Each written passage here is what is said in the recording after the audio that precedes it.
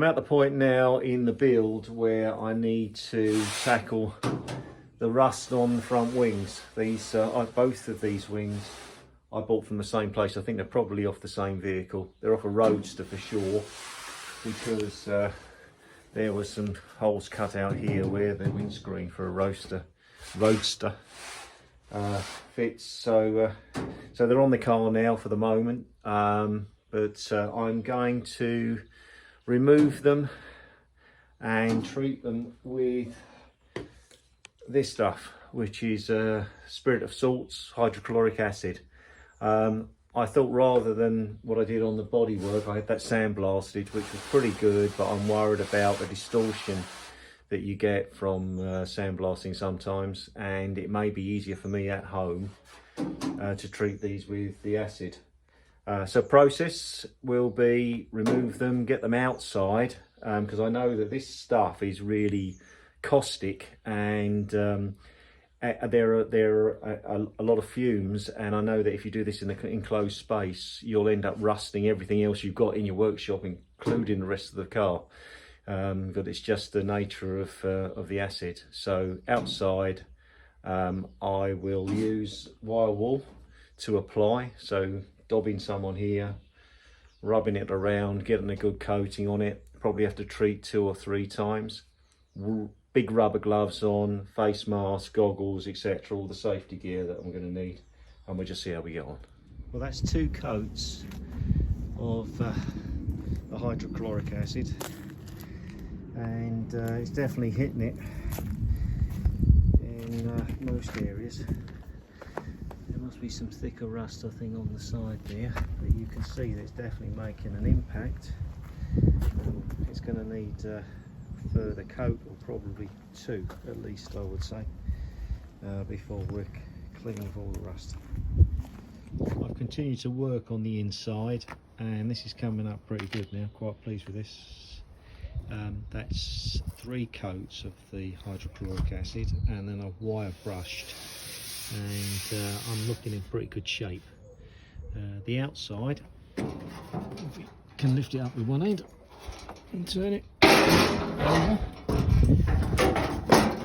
it still needs more, and I'm running out of light today, so I'm going to try this product, and I'm going to leave it overnight. Whether I should or not, I don't know, but detox gel. So this is a non-corrosive, it says, gel. So I'm going to put this on thick and cover it in cling film overnight, and see how that turns out.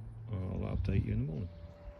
Light's fading, but you can see that I've put the coat of that gel on, covered it all in cling film, and we'll see what it looks like in the morning. So it's the next morning, and this is what I've got, some crazy camo effect. So it's, who knows what's going on underneath that lot overnight, but I'll get the cling film off and wash it down, and we'll see what's underneath this lot.